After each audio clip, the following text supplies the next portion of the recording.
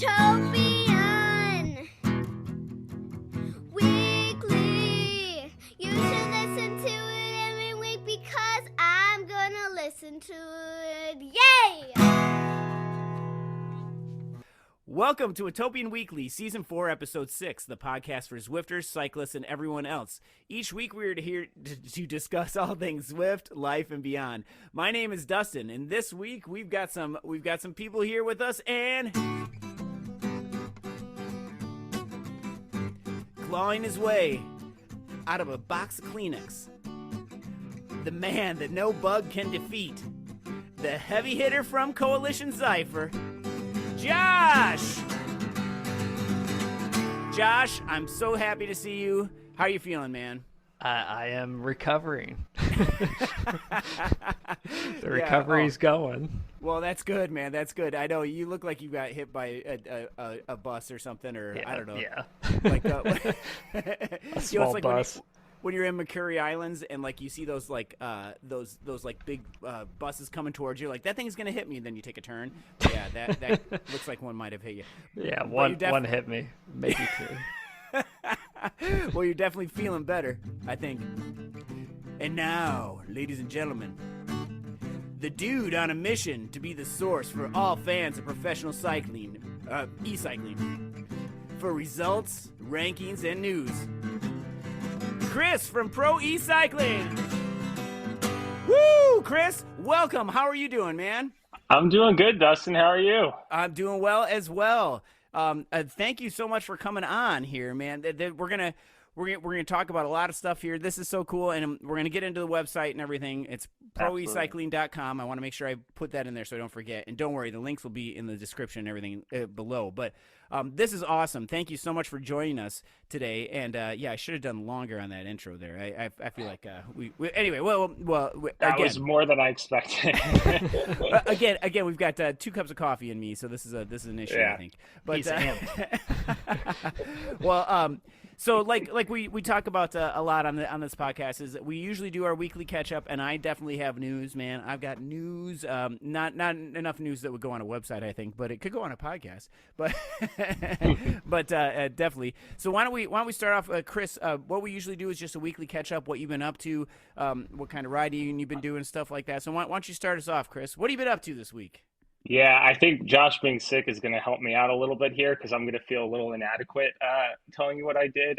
So I just had a first kid a couple months ago. Oh, and so, congratulations. That's awesome. Yeah, she's amazing. The upshot of that, though, in terms of for the purposes of this podcast, is that if I can get on the bike even like twice a week at this point, it's a win.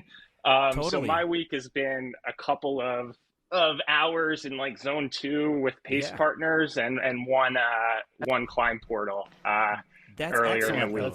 That's respectable, and not enough sleep, I assume.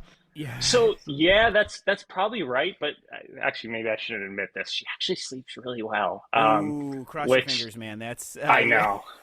I know. Yeah. Now is this a thing where you're saying that so she sleeps well? That you're saying that she sleeps well? Is it because your wife is getting up all the time, or is it because I used to say that too, and then my wife would say, no, she does not sleep well. No, she does sleep well. Since I went back to work, my wife's been doing them like middle of the night feed. We used to do it together, but she actually does. It's crazy. Like we keep waiting for it to turn awesome. And for it to get bad. And there are a couple nights here and there, but for the most part, the girl just likes to sleep. That's awesome. Yeah. Very lucky. Yeah, that's great. And Zwift is perfect for this or any kind of online training, because I did the same thing. Like when my daughter would take a nap for 30 minutes or whatever it was, I would get on the bike as fast as I can and just ride. It's awesome. So she's got this little like bouncy chair. Mm-hmm. And so sometimes I'll just get on with a pace partner, or I have like a custom zone 2 workout I do. That's just like an hour and a half of just kind of spinning and getting lost in my own thoughts. And I'll put her there, and it's like one of those things. It's not a race, so if I have to hop off and she gets fussy or change her diaper, like I can do that and get right back on, and we kind of hang out together. And I'll show you. And the listeners can't see this, but that's her first bike ride on there. Aww. Put her on there. And just to be clear, that face she's making is a laugh. It's not a cry. I want people to know that. Because when I sent that to family and friends, they did not have that impression. She's crying. Yeah. Oh, man. No, she just wanted Shram and you had Shimano. That's why. She's like, no, give me Shram. No. Yeah. I mean, I'm not going to raise her like that. No. Oh, man. Well, that's awesome. Congratulations on the baby and getting back into it, man. That's awesome. That's awesome. Yeah. Oh, man. Well, and then Josh, what have you been doing besides going through Kleenex like it's yeah, burning a lot of trees here. But yeah, it's been a rough go for doing really anything this week. So nothing but a couple of Zone 2 rides, but still got a decent amount of mileage in. I'm glad you talked me off the ledge of doing tiny races yesterday, because that probably would have been a horrible idea. But yeah, I just ended up doing like the Tour de Zwift Stage 5 yesterday, and it was fine. Probably do some Zone 2 today. Yeah, which one did you do? It's like New York KOM after party. The A that's a good one. So yeah, it took about like hour or 5 minutes, something like that. So yeah, it was good to get a nice casual Zone 2 in, probably do more of that. And then I'm on deck to race 3 times this week, completely ignoring any advice on not racing super frequently. But I'm just like, I'm chomping at the bit to do some racing again. So yeah, we'll do ZRL Tuesday, and then 2 ladder races Wednesday and Thursday. So as our listeners know, Josh loves to race more than anything else, and which is a really good thing. And but he's been I know what it's like. Josh, have you seen Pee-wee's Big Adventure? Have you seen that movie? No. Okay, Chris, have you seen that movie? Oh, you haven't? Oh, okay, all right. Well, let me think of something else then. Well, okay, fine. We've talked about this before, I'm sure. But in Pee-wee's Big Adventure, there's a Pee-wee Herman. Do you know who Pee-wee Herman is? You guys know yes, Pee-wee Herman is? We do know Pee-wee. Okay. So he gets his bike stolen, and when he gets his bike stolen, he sees everybody else has a bike. Like everybody and their mother has a bike or something like that, or their brother or their sister, or everybody has a bike, and it's like that's what it feels like. And Josh, I bet you that's how it felt like. You probably looked how many times when you couldn't ride. How many times were you opening up Zwift and just seeing who was Zwifting? I filled that time just by doing some de-essing instead. So I got my fill of Zwift, even though I couldn't do anything. So yeah, and that definitely helps, doesn't it? Like it just you're in it, but you're not exerting yourself. You can boss other people around. So and that's true, because one of the first times that Josh and I met was laddering for, I think I was on X-Wings or something way back when. Yeah, when I was still able to hang a little bit. But then it got to a point where every race I raced with X-Wings we lost. So then I was asked to politely find another team, or another team was found for me. Thank you very much, by the way, Josh. Yes. But I remember Josh was he would help, he would de-ess us, and it was always great, very calm and everything too, and always. So I know the people that you're de-essing are probably appreciating that. So thanks for that. Yeah. I hope anyway. Well, for me this week, I've been doing more Fast Cat training. Again, we don't get paid for Fast Cat or sponsored or anything like that, but that's just something I've been doing, and I've been really enjoying it. I also have been seeing results. We got to last Sunday. Paul and I recorded the podcast, and then we had a race against each other, or maybe it was 2 Sundays ago. I don't know, whenever that was. But Tea Leaves versus Coalition Merclonia went down, and oh my gosh, man! I wish Paul was here to talk about it, but he's on a. No, you just want to gloat. Yeah, well, maybe. By the way, a shout out to Paul, because his birthday's this week. So if you see him around, make sure either on Zwift or out in the real world or somewhere, make sure you say happy birthday to him. His birthday's on Wednesday. So and we're recording this on Sunday. And you gave him a nice birthday present by beating him, right? Well, okay. So we're in. Let's see. We're in France. Oh man, I can't remember the course. It goes. It's not Petit. It's the one that goes through the Aqueduct KOM, and then it goes up to the big KOM, and then comes back down to the Marina Sprint. Is it Petite something or Rollet Boucher or something? Petit Casse? Oh yeah, Deuce France?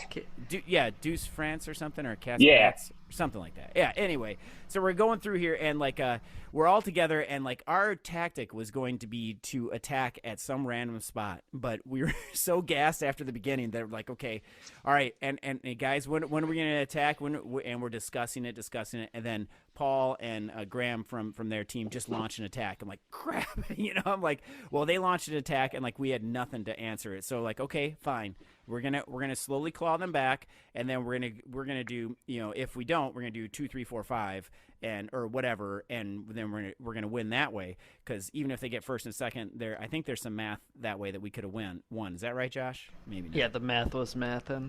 Yeah, it was mathin'. Yeah, and it's hard to do math, at least for me in general, let alone when your heart rate is like 150, 160 or whatever it is.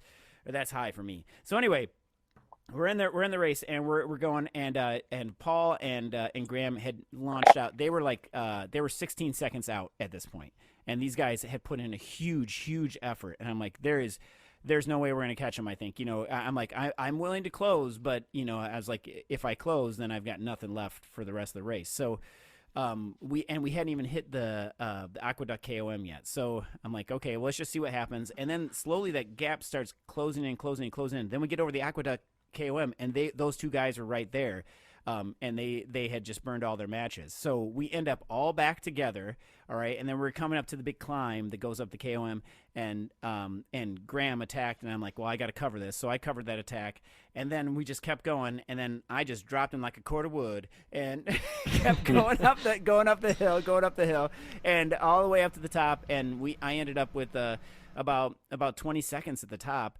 And Wow. and I just kept on hammering, and we get to, and I'm on the downside. And one of the things I don't like doing in Zwift is having to pedal downhill. I don't like doing that in the real world either. But come on, downhill, I should be coasting. Yeah, you want the nice super tuck. Exactly, and I couldn't because Jose from their team was on me, and he was closing, and I'm just like, I gotta go. So I had to push all the way to the end, and I got first. Yes, nice. Yeah, I was super happy about that. And then the math, then I couldn't fan view fast enough. They got second, and then they had third and fourth. That sprint for fourth or for 4-5 or whatever was like intense, and 2, 3, 4, 2, 3, 4. The math was right. No longer mathing for you. And the team. It wasn't, and you when you're in the race and you can hear it on your headphones, like, oh my gosh, they are working hard. There's some stuff going on, and then and so we ended up losing the race, but for points wise for the team, but I won, so I was super happy about that. So all right, sorry, Paul and Tea and Scones, thank you. We look forward to racing you guys again. All right, the other thing. I know. Everybody else had a nice short and sweet one, and then I got to do that. Okay, so the other thing is I'm putting money into it. I'm going to hopefully get a new mountain bike soon, and the first step of that was to sell my old trainer. So I sold my old trainer to somebody and someone in our local community, which I was super happy about. Because it was just sitting in my basement, and I don't need to have it here. So anyway, long story short, to get it out there. But the lady who I live with, who smells so nice, she was able to just lift that thing right out of the car. I don't know how. She is so strong. She's so strong and beautiful and smells nice. But I just got to say that was amazing. And then so we're taking this up to this lady's house that I sold it to. This older lady that she's a cycling enthusiast and everything. And she's won so many medals and everything like that. She had a wheel-on trainer, and so this was going to be a significant upgrade. I kicker V5. So so That's super, what I super got. happy. Yeah, Yeah. it's awesome. I love that trainer. I No actually virtual miss it. shifting though. I mean, Yeah, that was the only brutal. thing. It's brutal. The virtual shifting, when you get into that is literally a gear changer. All right. That's what everyone says, and I'm forced to believe that they're lying, because the alternative that it really is such a game changer and I'm missing out is not great. But they said originally, right? Yep. Wahoo originally was like, yeah, Yep. we're getting it down to the V5 and V4, and then I remember I called and Yep. it didn't. They were kind of like, yeah, sure, that's still coming. Then 2 weeks later, it was, well, never mind. I know. And it makes no sense, because you would think if they could do it for the other one, for the kicker, the core, that they should be able to do that. It's got to be just a software thing or something. Yeah, I have no idea. It is nice. Yeah, it's awesome. Yeah, and we have a kicker bike here now, so it's super awesome. And yeah. Well, at one point we were talking about like Shenandoah, like around where I am, and it's very mountainous there. And so I would have a 34 cassette on my road bike, and then I'd put it on the trainer, and I had a 28 for a while, then a 32 on there. And just like having to redo that every time is so frustrating. And now I've completely punted and put a 34 on both. And so the virtual shifting would still be pretty nice. Yeah, it is nice from for someone like me who A, is not super great at bike mechanics, and B, lazy. It is nice from that standpoint. But it also, I know we're kind of, we're still on topic, but like it's the whole zero maintenance thing, or not zero maintenance, but less maintenance thing. Yeah. That was what sold me. I'm just like, I don't have to lube my chain, I don't have to wax my chain or anything. It's awesome. Yeah. So keep rubbing it in. Yeah. Don't worry, you can do this here, because you'll probably end up here pretty soon with how the website's going to blow up. You'll be able to do that, so that's going to be great. So, oh yeah, sure. Well, so that's a perfect pivot here. So Chris, and I know we do have some other things we can talk about with the racing thing, but I think that we should actually get on to ProECycling.com, and so Chris, let's talk about how, first off, how did you come to esports or Zwift, or how did you first get into all this? Yeah, so I am a pure COVID baby when it comes to cycling. I bought my first mountain bike in like summer of 2020. Okay. First bike I ever owned outside of like being a kid. Yeah. And I rode that for like 2 months, and then I kind of realized I was on the road all the time instead of on trails. Yeah. And so I went and bought a road bike in the fall, and I've kind of been all in since then, for better or worse. I say it's a healthy obsession, and my wife sometimes agrees and sometimes not so much. But I ended up buying a trainer, a year and a half after that. And I'd been aware of Zwift and virtual racing beforehand, but I was living in an area where it was a little easier to get outside. And when I moved downtown in the city, it sort of got very difficult and time consuming to get outside. So I bought the trainer and kind of went all in on Zwift. And so I'll still ride outside on the weekends or whenever I can, but during the week with work and location being tough to get to open roads, it's very nice to have that option. So that's kind of my story. Yeah, exactly. Yeah, right. That's got to be hard to, so now do you have to, if you were to go on a long outside ride, do you have to drive somewhere first? And no, I can bike out of the city. It just takes probably 15-20 minutes to get there, and you're not really riding, right? It's just like stoplights and stuff. And there's great group rides around where I am. There's a very good biking scene for on the weekends, but yeah, for during the week when you're trying to juggle work, it's just so much easier. So that's kind of how I got here, and been racing on Zwift for a while, setting aside the past 6-ish months when it got a little tougher. But that's sort of the story. And here I am. and that's great. Are you on a team at all, or do you race with a team or anything? No, I haven't. So I did the chasing tour a couple summers ago. I'm a big fan of that. That's huge. That's awesome. Yeah, it's a lot of fun. I think just timing wise, team stuff is hard. I tried once with the LGBTQ racers, and I just wasn't. I wasn't able to meet the commitments. So I kind of kept doing my own thing, but I think the team aspects are a lot of fun, and like the social aspects of Zwift are kind of what keeps people around. So that's sort of been how I got here. That's awesome. Yeah, definitely. During the whole lockdown part of the pandemic and everything, that was also that was a saving thing for me, because being able to talk to people on your ride, even if it's just texting or whatever, that was huge. No doubt. And then and then being able to get on Discord and talk to people, that was also fun too.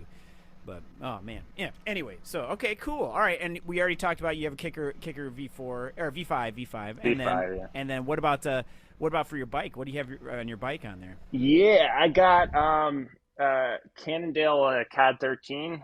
Nice. Yeah, it's bulletproof. Yeah, exactly. It's it might not be the fastest bike, but it is durable and it's served me well. I also got the Kicker Climb on my indoor setup, which I really like. It just gives it a little more of a real life feel when you start going up the Alp and all of a sudden it just goes all the way up. I do enjoy that. I like climbing. I like the sort of zen of just like getting in the zone of a climb and having that it just makes it a little better. Yeah. So. And have you ticked off all the climb portals yet or not yet?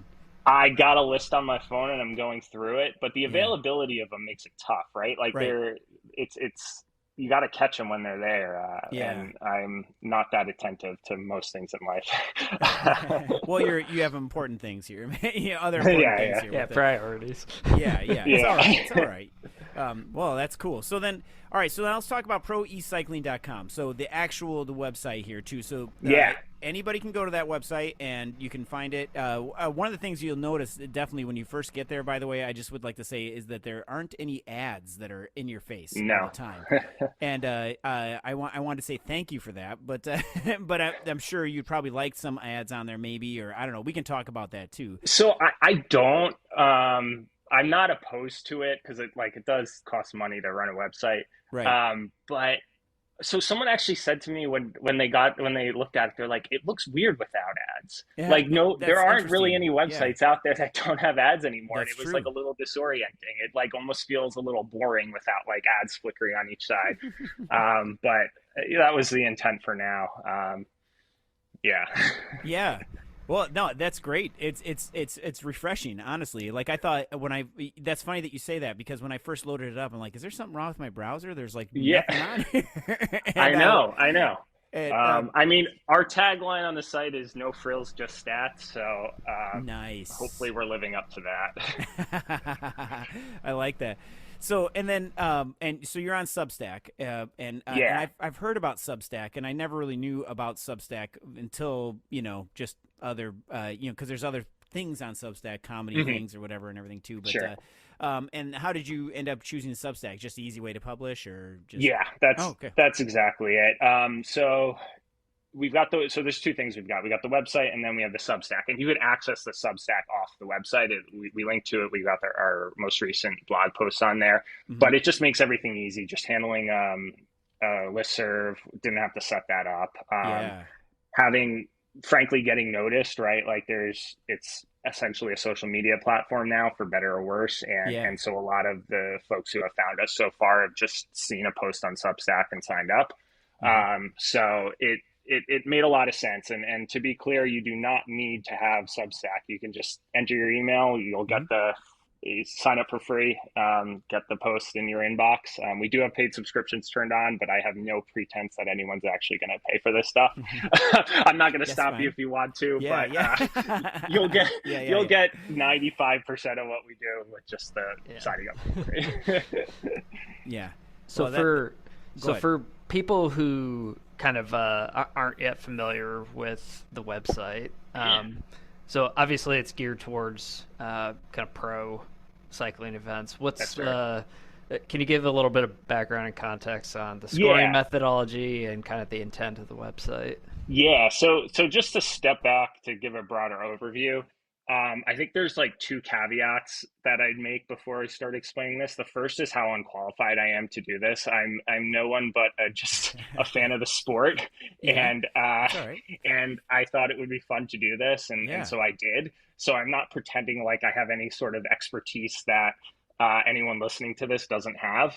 The second one is that creating a ranking system for whatever the heck pro virtual cycling is really tough. There's no definition of that. So if you put 100 people in 100 different rooms and told them to come up with their own ranking system, they'd have 100 different systems. So there's going to be things that people disagree with on the site. We actually launched it in beta mode a month or so ago. And we just finished implementing all the feedback from folks in the community, and have tweaked the ranking system a little bit based on that. So those are like the two kind of, let's get that out of the way. Now, the site itself, there are really two things I was trying to do with it. The first is to have kind of a history and repository of all these races, where you can see results and kind of look at the history in one place. That doesn't exist. And frankly, it's really hard to go back and find like old Zwift Premier Division results or stuff like that. And especially once you get to the cross-platform element with MyWoosh's races as well. Now it's just, there's no one repository for that. And I was a history major in college, so like this stuff is just kind of interesting to me. So it took me really about a year to go through all this stuff and put the results together. And to be clear, I was not working on this full time. It was like a hobby in my spare time, but it did take a while to do all that. So that's the first thing. And then the second is the ranking system that we developed to sort of rank riders based on their performance in these pro races. And we've taken, or the approach that I've taken is very different than the UCI does in their ranking systems, and they don't have one for virtual cycling. But just as an example, to win, this might be slightly outdated, but when I started looking at point systems in cycling, winning the Tour de France was 1,300 UCI points. Fourth was 750, and fifth was 620. So in theory, you'd rather have a fourth and a fifth place off the podium in the Tour de France than actually win the darn thing once. That doesn't make sense to me. So when you look at our system, it's very top heavy. Winning is, and absent that, getting on the podium is generating riders a lot more points than finishing up further on down, because that's how fans experience the sport, right? Nobody is looking at a sprint stage in the Tour de France and being like, wow, he had a fourth and a fifth. That's better than Jasper Philipsen's one stage win, right? Like nobody says that. That's not how. So I think our ranking system is more focused on the results that people talk about, that they care about. And that's how we kind of went about thinking about it. Yeah. Oh, that's cool. And that's got to be hard, and especially we were talking about math earlier. That's got to be hard to do all the math and everything too.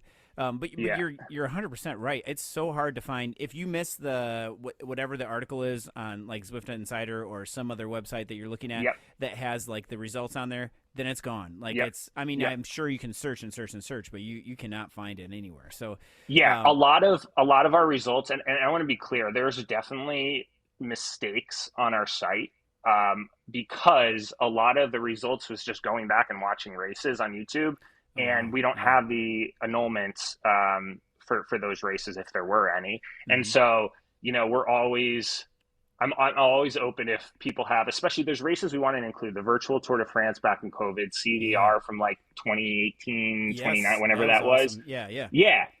Totally wiped from the internet. Don't have them. I'd love to have them in the ranking system, but I wasn't able to find actual results, so you can't just like make stuff up. So it was I will say it was cool to see some like the all-time points. I'm sure Reese from Coalition would love to see them, because Lionel who is on Alpha is number one all time. So that's kind of a cool thing to see when you know someone or have heard of someone's on top of the rankings as well.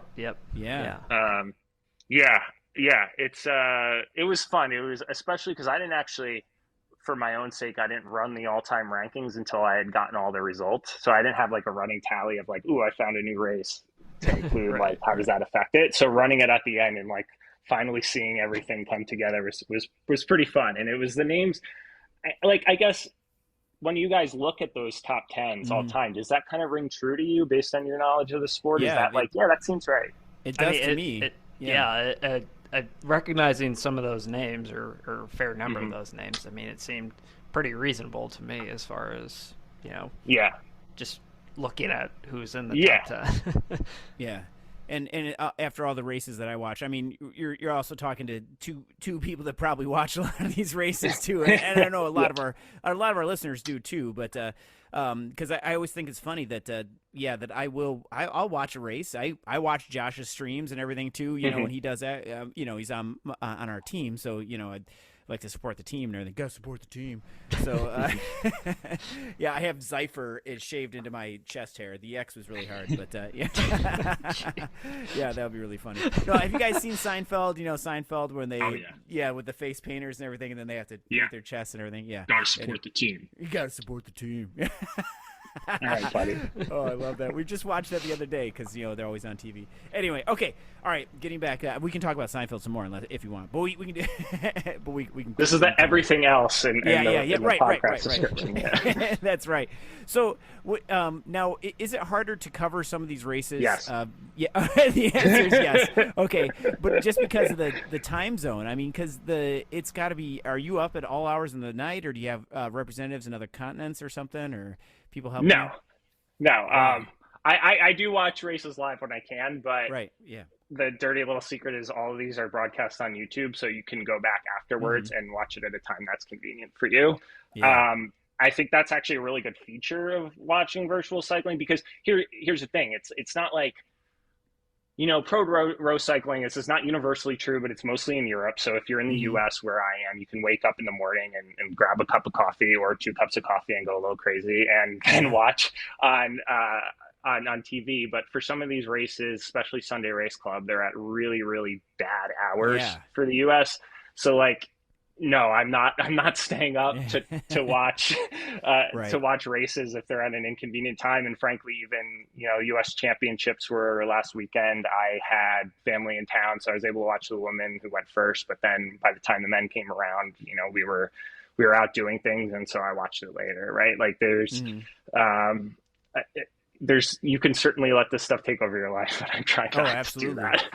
Yeah, absolutely. Yeah. And this brings me to another point, though. Why are the women's races so much more exciting? So I saw that question on the rundown. I didn't mean to give that impression overall. No. I feel like that. That's you feeling. Yeah. Okay. I feel like that because I feel like it's like all the men's races are like, it's usually like a blowout. Maybe it's the same 4 or 5, 6 guys that get into a group, and I don't know. Maybe that's just me. Maybe because I end up doing the same thing. Like I'll watch the women's races. I feel like they're at a more convenient time for me, and I also know some of the racers in there, so support them too. But I don't know. I just feel like they're more exciting. So if you look at our blog, I in the month since I've done this, I think there have been some dynamics in the women's racing that has made it more interesting. And if you look at our blog, I would say the two of our 5 or 6 articles so far, however many we've had, are about the women's field. So one of the dynamics that's been super interesting has been sort of this trio of women at the top of the field who are just battling it out every race. So McCarthy, Guerra, and Catherine Frere, the world championship between those 3 was sort of the pinnacle of this, but they've just been duking it out all season. And we kind of wrote about all those, or I kind of wrote about all those races in our first blog post about a month ago, and that rivalry as it's emerging. Because frankly, it's just like it's those 3, and then the rest of the field. And then it's not to say there aren't other really incredible athletes, but it's just been really fun to watch that.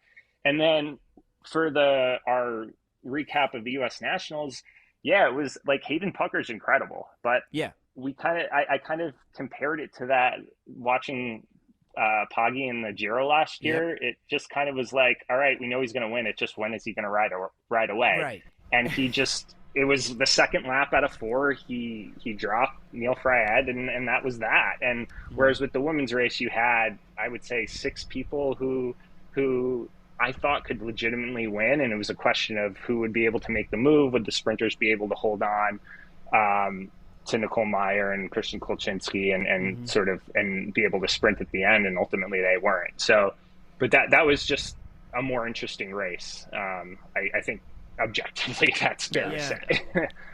and I think it might be that rivalry, I guess, that I find interesting. I guess maybe that's it too. But Yeah, no, I'm not. No disrespect to the men's racing or in anything like that. I mean, that's definitely hard work and everything, and it's fun to watch. But I feel like it's just more.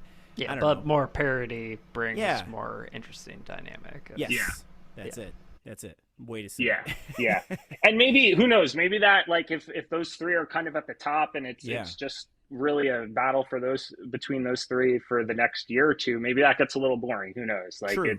Yeah. But for now, it's pretty fun to watch. Right. Yeah. It could be like the whole Lionel Messi and Ronaldo thing. You know, like they're both incredible players, and it's like we're gifted to be able to watch them. I mean, like that's a great thing, but at the same time, it's like one of those. Yeah. Who's the best player in the world? I don't know. Yeah. Josh, weigh in on this. Who's better, Messi or Ronaldo? Come on, let's alienate half our fans. Did you say Messi? What do you say, Chris? I am not a huge soccer fan. Oh, okay. I'll say Messi. Just I'm gonna have to say Messi too. There you go. Man, there's 3 votes, so you heard it here first. That represents the entire world. So. Yeah. So that's great. Sorry, my dog just came down here. Hey, all right. Victoria made an appearance on the podcast. Yes, we do have a dog named Victoria here. We haven't talked about it too much, but she's a rescue and she's doing great. Finally came downstairs. She Zwifted with me for the first time yesterday, by the way. I know we're getting off topic here, but she finally actually Zwifted and sat for about 20 minutes before she started destroying everything. So, because she just got bored. Yeah, that's pretty good so I had to put her in her kennel, but which she didn't like that. But that's okay. Anyway, getting back to this. So, why you're here. So let's talk about MyWoosh and Zwift, and because you were talking earlier, alluding to the fact about the cross-platform things, and it is interesting, like to watch the races and how they do differ. There's we're primarily Zwift based, but I mean, a lot of people will ride and race on both. We know that, but I don't have enough time to do both personally. But and I really like Zwift a lot, so that's what I do. But do you have a preference on which the races that you like to watch? Are you looking for more reality type things, or where? I don't know. Go ahead, Chris. Yeah. So there's like two aspects of this question I'd touch on. So one is just like in developing our site and ranking system, how do we think about different platforms? And then the second is just like me personally, which I'm happy to talk about as well. But so on the first, the site is intentionally, and the ranking systems are intentionally platform agnostic. One example of this is the World Championships. The first 3 were on Zwift, and the UCI gave it to MyWoosh for the next 3 years, including the World Championship that just happened. And so for a ranking system, those have the same values regardless of the platform they're on. And we try to be neutral as to the platform that the race happens on in terms of awarding points for that. That being said, some of the feedback we got in beta, and this was all very well thought out and really constructive criticism, was that the site was a little too Zwift biased, and that some of the particular Sunday Race Club on MyWoosh was a little undervalued. It's really tough because let's just call a spade here. Zwift has the fan engagement. People watch racing on Zwift. Yeah. MyWoosh has the money. Yeah.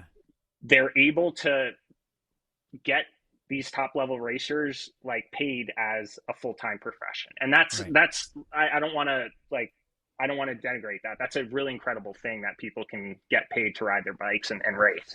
I wish I could, but I'm sadly not that fast. So there's a real question in developing a ranking system is, what is more valuable? Is it fan engagement watching the races, or is it just the money that is paid out in the prize pool? And it's hard to answer that question without being, I don't know if it's biased one way or the other, but you have to answer that question to assign points values to these races. Yeah. And because we've taken a fan perspective, and the genesis of this site is how do fans engage with the sport, I've put more of a value on races where there is higher levels of fan engagement, rather than focusing solely on the prize pool. And that's if you want to critique that, I think that's a fair critique. People can take a different approach. It's not the approach I've taken for the site, but it's a legitimate debate, and I don't really have a perfect answer for that. But that's sort of where we landed. Okay. And just to give you, this is kind of a trivia question for you. Sure. If you guys if you guys have it, just to illustrate this a little bit. So in the first 3 years of the World Championship on Zwift, how many people do you think watched those 3 events on YouTube? Yeah, it was on average. It was fairly low, because I remember. I remember watching them, but so I mean, I want to say like 10,000 or something like that. It's fairly low. So to be clear, I looked. This is from a few weeks ago, looking at the total views on YouTube. So it's not just live, but it's who's watched it since. How many views do they have on YouTube? Yeah. I don't Josh, know, do you have a guess? Yeah, probably less than 10,000. So 121,000 on average. Oh, wow. I'm way we're way off. off. Yeah. Yeah. Hey, Josh, do you have the winning lotto numbers tonight, by the way? Yeah. Apparently not. Way off. Oh, sorry. But yeah. Yeah, no, and part of that is the COVID boom, right? Like all the true. viewership numbers during COVID were much, much higher. Yeah. The most recent World Championship on MyWoosh was 49,000. Wow. So it's a real, and because it's the same race, the UCI World Championship, we're not going to change the point values, but that's sort of indicative of some of the other, like Zwift World Series versus Sunday Race Club. It's a real pickle, and I think that's like the hardest thing to wrestle with.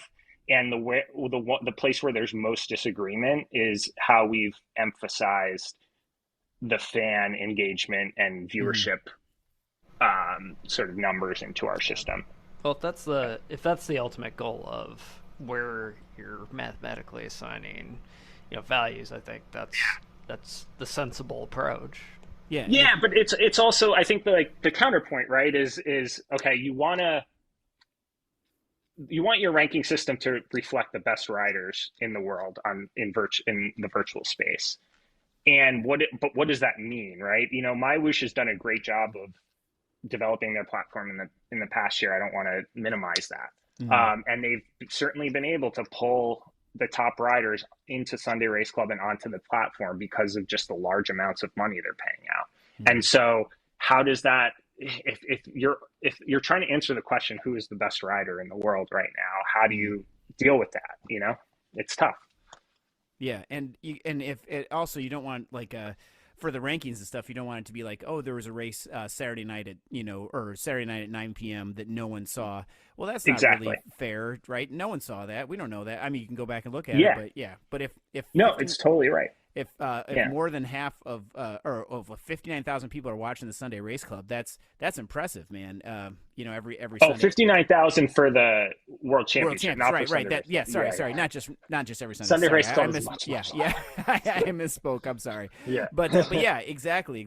So that's impressive. That is really impressive. So okay, all right. So that's and it is interesting though. You're right. They have MyWoosh has definitely improved their graphics and everything. If you watch any of those races, the streams are way better than they used to be. Yeah. So, they've invested a lot in making the platform better, and clearly it's paid off, and it's gotten a lot better in the past 2 years.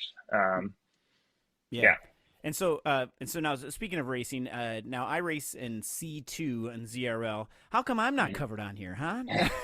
Now, will ProECycling.com, will that be concentrating just on the pros? It says it in the name, but or will you be covering any of the other smaller races, or any of maybe the championships, like the DRS series, or any the ZRL finals or anything like that? Yeah. So for now, just the pro stuff, and one of the criterion, so we have a list if you go on our site of how what the heck is a pro race. Sure. There's 10 criteria we look at. They're not weighed equally. It's sort of a holistic approach, but one of the things we looked at is this a race where all the top athletes are competing in one time slot? Because it's really hard if you've got a ZRL type thing where there's maybe the top level, but it's split in different time zones. How do you compare a win in America's East versus somewhere, it's impossible. Right. And frankly, the top rate, the Zwift Games Championship last year, all the Grand Prix, World Series, all that happens in a single time slot. And so Yeah. those are the races that are included in our system and where we award points for. As for the sort of community level races, Dustin will cover all your races moving forward exclusively. All right. But I'm I think off this week, so I'm not racing this week. But anyway, next week. Yeah. that's fine. We'll broadcast them live. We'll do rundowns. Yeah. Oh man. But I think there's two things here. One is just like a question of timing and resources, and this is not my full-time job, and it never will be. So there's a limited amount of stuff. But what I'm hopeful is that so I wrote an article a couple of weeks ago about the Zwift Premier Division, and at that point a few years ago it was ZRL. It was just there was a top division, and it was fully integrated with it. And I kind of talked about how great that was because the strength in Zwift racing is the connection to the community. The second you sever that tie, the interest levels plummet. And so I'm hopeful that Zwift will go back to that, where there's like more of a connection there. And then by covering the Premier Division, we're also covering some of the community racing, and we can touch on that a little bit more because the leap is much smaller. The other thing I'll say is that there are already a lot of really good resources covering community racing. There's this like Watopian Weekly podcast you might have heard. I've never heard of it. Heard of that before.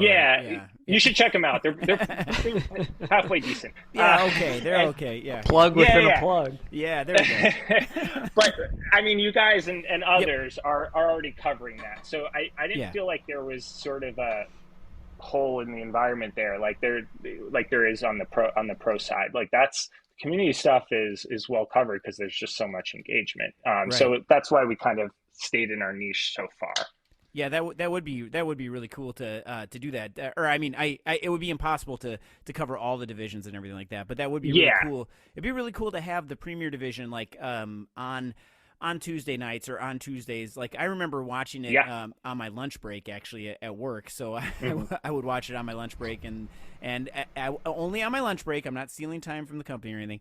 But but I would watch it on my lunch break, and that was awesome. And it would give me a preview of what was going to come that night and everything, and it was like, oh, this is how the pros do it. I'm not going to be nearly as fast as them, but still, it was interesting.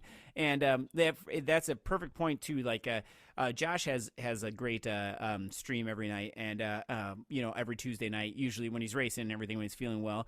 And like Josh, have you looked at your views? You have like over 20 views, like by the end of the night, almost every night that I watch. Yeah. It's crazy. It's awesome. Cool. Yeah. So Josh, I gotta say though, I'm more interested in your zone 2 while sick and having a full box of tissues like that. That seems like a more interesting live stream. Yeah. Just all the snot rags, everything. Oh my gosh. Yeah. We don't talk about that. No. It's those are more entertaining because it's a drinking game. You take a electrolyte drink every time he blows his nose. But just make sure to stay hydrated though. Yeah.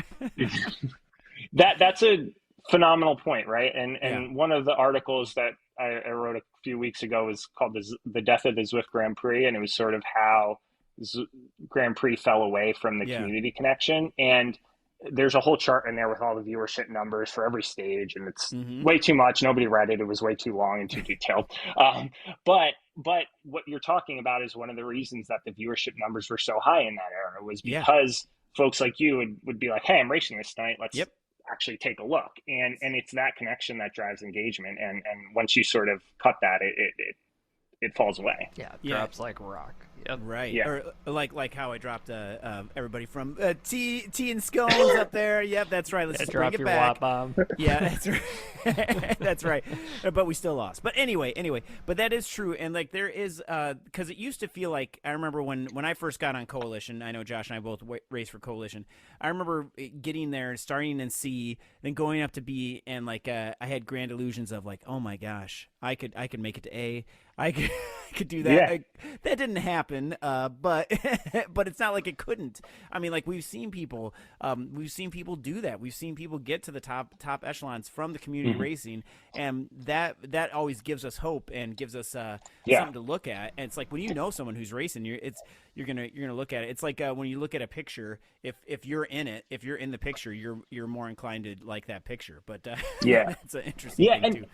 And they had like the European soccer, and I already talked about how unfamiliar I am with soccer, so I'm going to totally butcher this comparison, but they had like the promotion relegation system with those early, and that was super fun because you just had community teams. If you did well, and maybe not BCAT, but if you did well in ACAT, you could get promoted, and that was great. Yeah, and it definitely made you root for a team. And I think that also got a lot of people on teams because of that too, because they're like, oh, that's my team right there. And like, I want Coalition to win right there.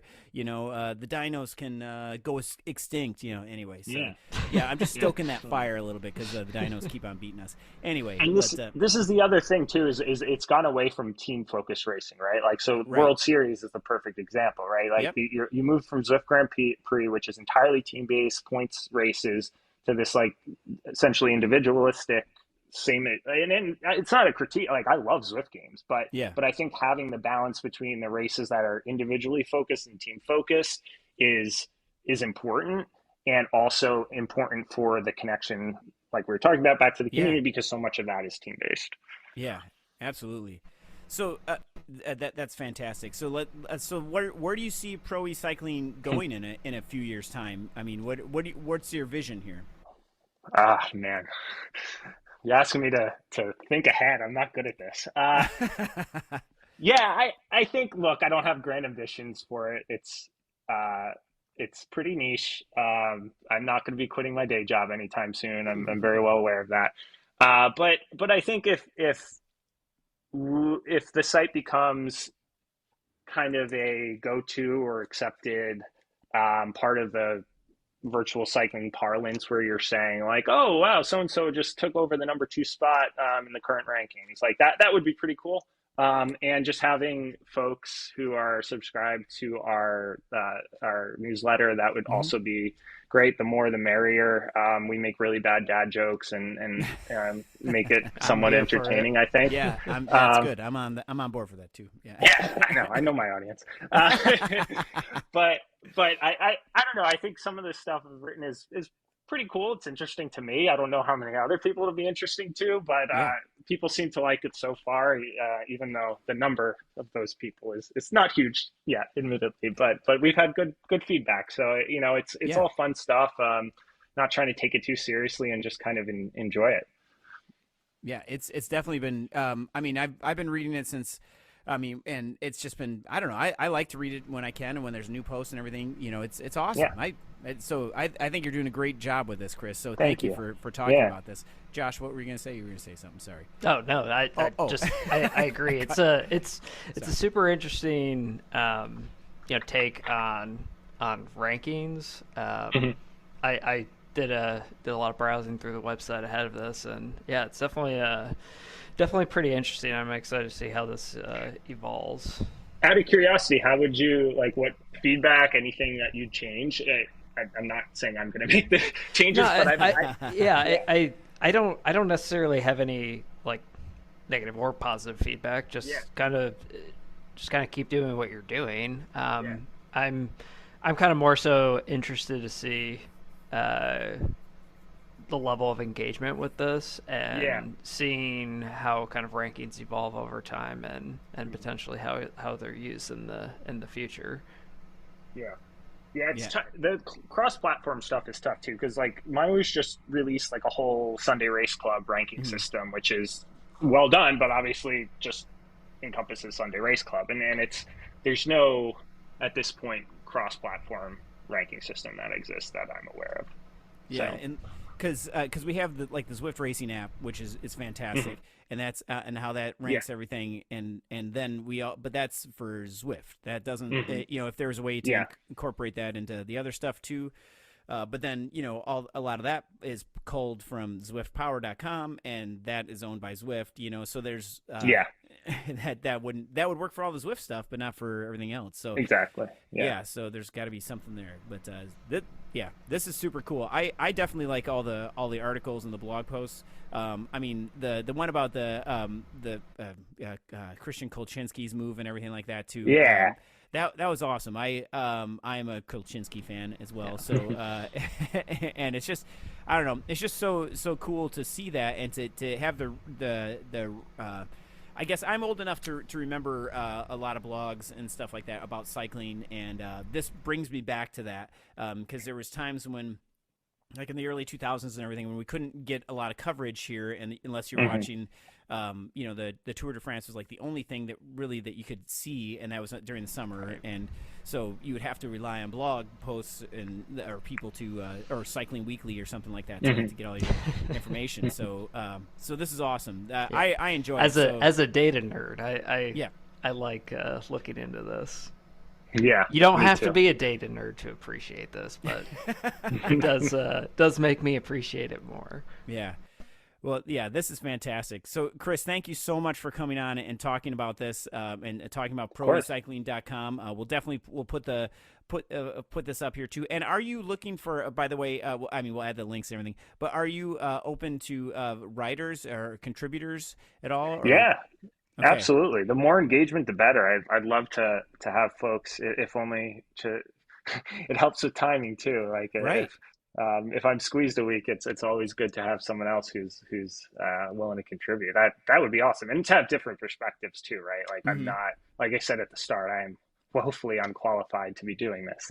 So to the extent that there are other folks who know better than me, I'm very happy to have help.